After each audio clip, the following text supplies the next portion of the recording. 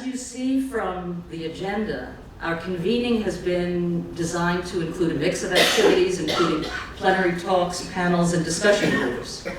And to start us off, and to inspire us for what follows, we are very fortunate to have with us the ideal opening speaker for this convening, Martha Kanter.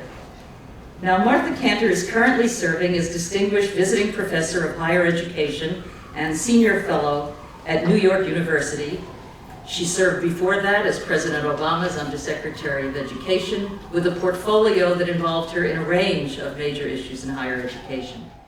Really the challenge, and I think you're being here this afternoon and tomorrow, how do we elevate the national discourse from what's wrong with American higher education? The President put out a call to the country. It was, in my view, a call to action to think about how do we create the best educated nation. He said that many times over, and he defined that for the United States to once again, and I'll underscore once again, as we did a generation ago, to have the highest proportion of graduates in the world, college graduates in the world, by the year 2020.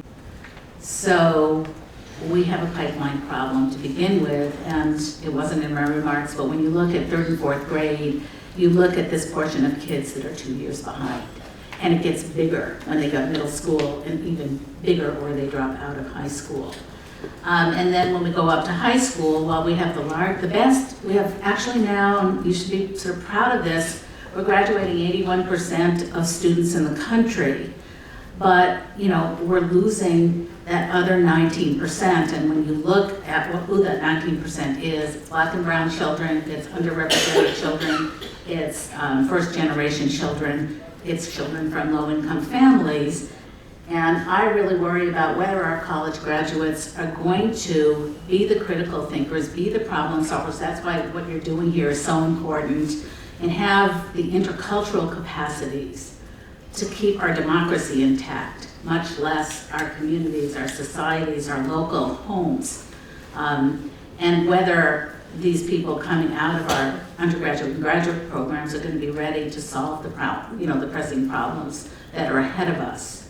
And so I sort of go back to a nation at risk. I mean, I really think we're at a nation at risk again, as we were 30 years ago. So we've got a tremendous, tremendous challenge in trying to fund an affordable education. Students will graduate from high school if they've had these experiences more than those who haven't.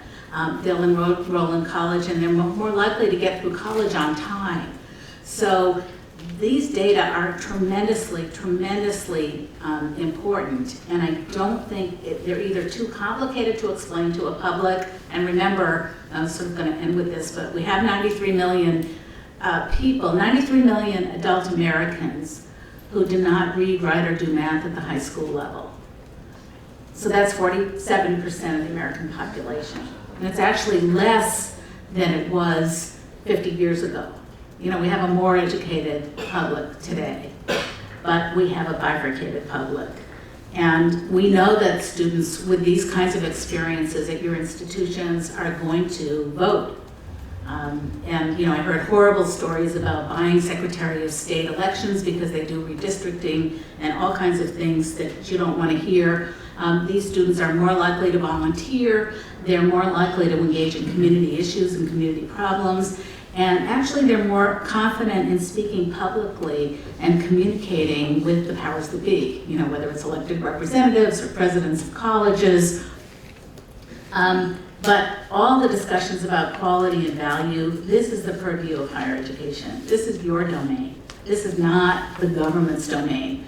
The public interest is in protecting taxpayers and really allowing what I think historically has been the hallmark of American higher education, the great diversity of teaching and service and learning that takes place in your institutions. And so there are many people that are trying to define, quality and value, and the rating systems have become big business. There's a huge marketplace. There's even there's a rater of rating systems now. That is an accreditation of the rating systems. But I just do want to thank all of you for everything you are doing, and hope these remarks at least give you some things to think about during your time here. that we can connect in much deeper and better ways into much more of a coherent plan forward. So thank you.